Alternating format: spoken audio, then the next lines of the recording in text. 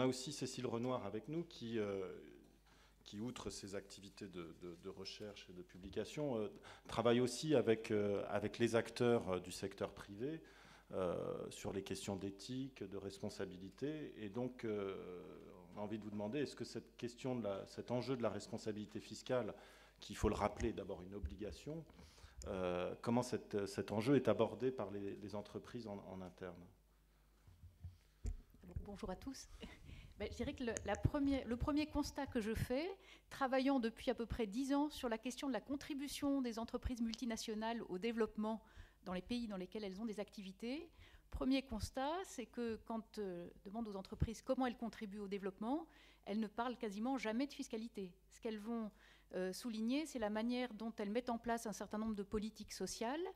Elles mettent en évidence les enjeux sociétaux, environnementaux. Je n'ai jamais entendu des cadres d'entreprises multinationales me dire que la responsabilité fiscale fait partie de la responsabilité sociale, entendue au sens large. Voilà, donc ça, c'est quand même assez impressionnant. Et pour la petite histoire, quand je faisais ma thèse au début des années 2000 sur ce sujet, je m'étais dit qu'il y avait quand même une espèce de fossé, et entre, d'un côté, une logique justement à plus long terme, avec des engagements, en tout cas beaucoup de bonnes intentions de la part des grands groupes sur les sujets sociétaux, environnementaux, et puis par ailleurs, en tout cas, je n'avais jamais personne comme interlocuteur pour m'expliquer la manière dont l'entreprise contribuait via la fiscalité au développement des pays. Et du coup, c'est comme ça d'ailleurs que j'ai commencé à travailler les questions de prix de transfert, notamment avec des amis qui étaient directeurs financiers de leur groupe, pas les groupes sur lesquels je travaillais, et puis qui se sont mis à réfléchir en prenant la casquette du citoyen et un regard sous l'angle de la justice ou de la légitimité des pratiques, et pas simplement sous l'angle de la légalité. Et le constat que ces personnes faisaient, c'était que les pratiques d'optimisation fiscale qu'ils faisaient comme bon cadre de leur groupe étaient des pratiques légales, mais pas pour autant légitimes. C'est comme ça qu'on avait commencé à réfléchir à plusieurs,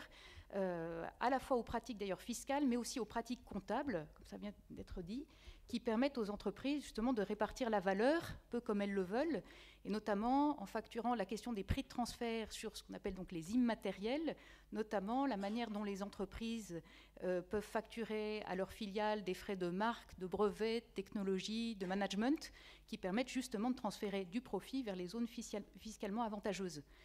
Et comme les administrations fiscales n'ont pas accès à la comptabilité analytique de ces entreprises, elles sont incapables de voir si les pratiques des entreprises sont déjà vraiment dans la légalité, si elles ne sont pas abusives. Et en tout cas, on n'a pas de moyen de réfléchir aux enjeux d'équité vis-à-vis de ces prix de transfert. Voilà, donc ça c'est un des sujets sur lesquels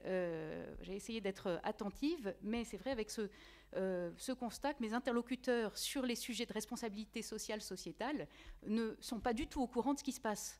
Et donc on peut dire qu'il y a en un sens dans ces groupes quand même d'un côté ceux qui développent un certain nombre de mesures, qui voient bien les enjeux et qui essayent de faire en sorte que la contribution de l'entreprise soit la plus responsable possible au niveau local, et puis quand même ce décalage énorme avec la question financière. Et à mon sens, on ne pourra vraiment... Enfin, cette réflexion sur la lutte contre l'évasion fiscale et contre l'optimisation fiscale, elle doit absolument faire partie de cette réflexion sur les responsabilités des entreprises, parce que sinon, je crois qu'on continuera à avoir un système dans lequel les entreprises font croire que leurs pratiques sont gagnant-gagnant, mais en réalité, c'est toujours quand même la logique financière court-termiste qui l'emporte. Donc voilà, c'est pour ça que je crois que cet enjeu, il est vraiment fondamental.